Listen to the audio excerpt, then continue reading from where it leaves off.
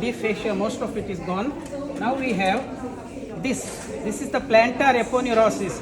This is a modification of deep fascia, thickening of deep fascia. Plantar aponeurosis. In the live demonstration, you would have seen this. That after reflection of that, the first layer muscles. We have three muscles. See the one which is going to the great toe, abductor hallucis muscle. This abducts, brings the great toe this side, abduction, pulling the great toe that way, abductor hallucis. This side we have abductor digiti minimi to the little toe, abduction is spreading the toes, abductor ABD, abductor hallucis, abductor digiti minimi. Then flexor digitorum brevis, short muscle in the middle, has 4 tendons. See, you can see the tendons of that. So these are the first layer muscles. 3 muscles: abductor hallucis, flexor digitorum brevis, abductor digiti minimi. First layer. After that we have second layer where we have 2 long tendons. 2 long tendons coming from the leg. So this is flexor hallucis longus tendon. We have cut it from here. It comes this way and it goes to the great toe. It flexes the great toe, bends this way. Flexor hallucis. Then flexor digitorum longus. You see this tendon which I am showing, I have cut it already here to show the third layer. This is the cut portion of that. This is the flexor digitorum longus. This flexor hallucis longus origin is in the back here from the fibula and the interosseous membrane. If you would like to see those muscles, actual fleshy parts of muscle, they are here. After this I will show you those muscles, their origin, digitorum and hallucis. Okay, so here I am focusing only on this so that I have to keep watch on the time also, available time. Okay, so this is hallucis longus. This is digitorum longus. Digitorum longus splits into 4 tendons for this lateral 4 toes, and that gives origin to 4 lumbricals called lumbricals or lumbricals. See, these are special muscles taking origin from the tendons of digitorum longus. Whatever that fleshy muscle that we have in between the tendons, see these here, these are lumbricals. We have 4 of them. If they are paralyzed, we get a condition called claw foot, like claw hand. You know, you would have heard of claw hand, like that. Lumbricals are known as writing muscles. In foot, they don't have much work to do. In the hand, they are used for writing and all. But here, in the foot, almost only for support. Maybe for bringing the movements of the toes a little bit. While standing, you want to scratch the ground, you know, like that. Not much of other use. So, second layer has these 2 long tendons. Then associated with the digitorum longus tendon, we have 4 fleshy muscles called lumbricals.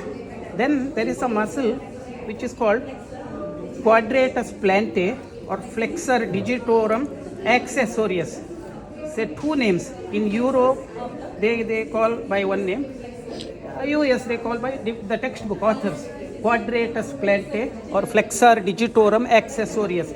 Actually, this muscle here, it is coming from the calcaneum, from heel bone, and it is getting inserted to this tendon of flexor digitorum longus, like this. Purpose of having that muscle is to straighten the action, because you see flexor digitorum longus is going from medial to lateral side, like that. Its pull would change the direction, you know, of the foot. Foot may be pulled like this. So to straighten its action, we have this muscle. So it will rectify that obliquity of the digitorum longus. So this is in the second layer. We call it flexor digitorum accessorius or quadratus plantae. So I repeat, 2 long tendons, hallucis longus, digitorum longus, 4 lumbricals, and flexor digitorum accessorius or quadratus plantae. In this layer, along with them, we have the nerves, main nerves, which may be very important for you. These are the 2 nerves. This is the medial plantar nerve, and this is the lateral plantar nerve. And they are the branches of this nerve called tibial nerve. See, we have a nerve called sciatic nerve.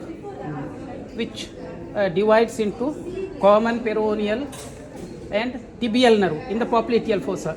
That tibial nerve comes down here and near the ankle, as it reaches the foot under this muscle, abductor hallucis muscle, it divides into medial and lateral plantar nerves.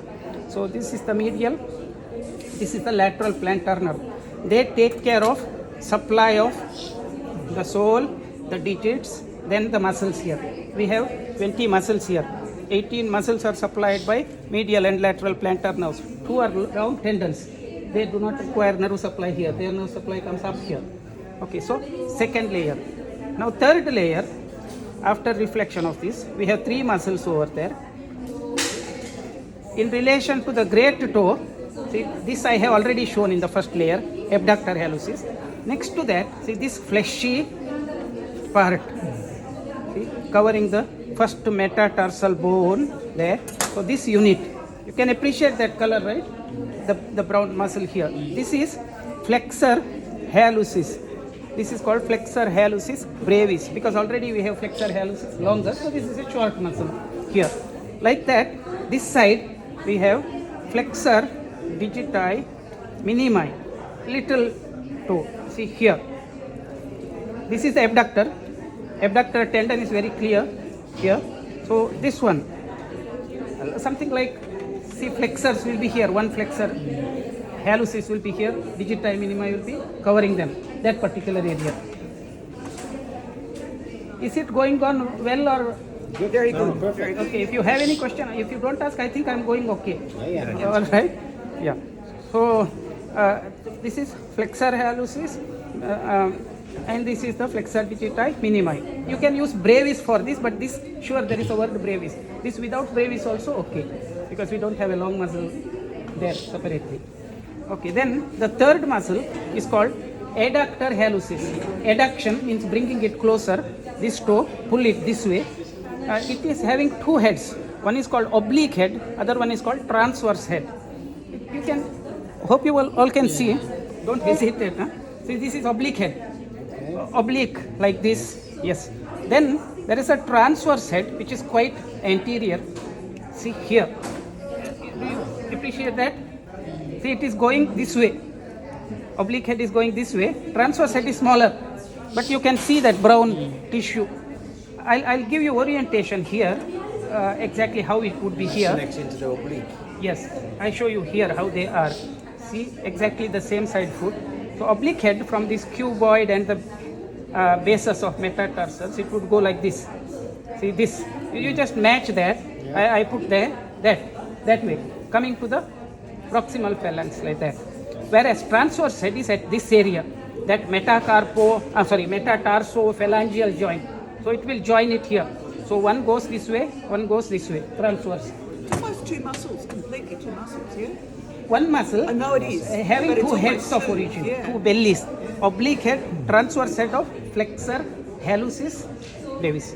Adductor hallucis, not flexor, adductor. Flexor I showed you already. Adduction, for adduction. Adductor hallucis, 2 heads.